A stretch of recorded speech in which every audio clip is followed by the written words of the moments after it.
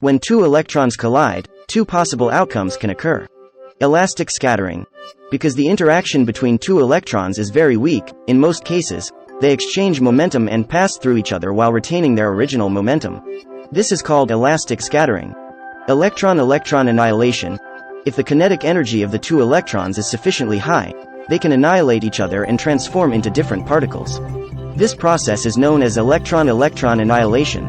Electron-electron annihilation proceeds through the following two steps. A. The two electrons use their kinetic energy to generate a virtual photon. B. The virtual photon promptly decays into other fundamental particles. The fundamental particles that can be created through electron-electron annihilation include photon. If the kinetic energy of the two electrons is high enough, the virtual photon can decay into a real photon. Z-boson. When the kinetic energy of the two electrons is extremely high, the virtual photon can decay into a Z-boson. The Z-boson is a fundamental particle with zero charge and zero spin. Electron-electron collisions are a significant focus of research in physics. This is because they provide an opportunity to discover new fundamental particles or study the properties of existing particles.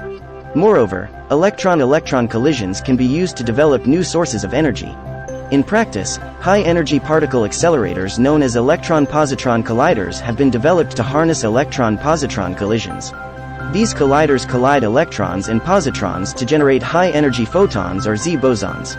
Using such particles, researchers can discover new fundamental particles and study the structure of matter. When two electrons collide, the following outcomes can occur.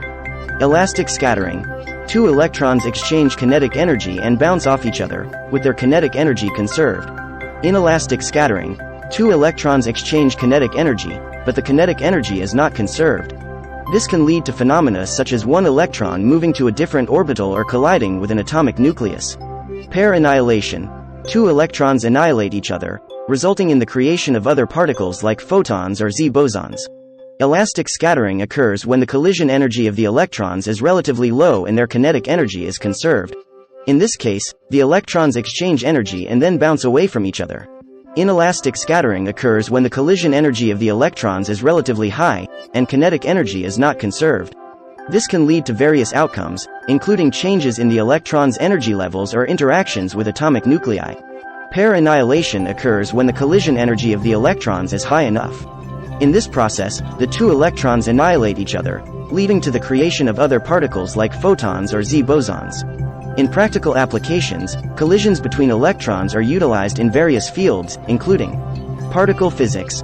Electron-electron collisions are used to study the properties of fundamental particles. Particle accelerators.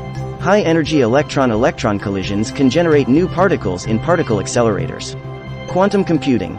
Electron-electron collisions are important in the development of technologies for quantum computing.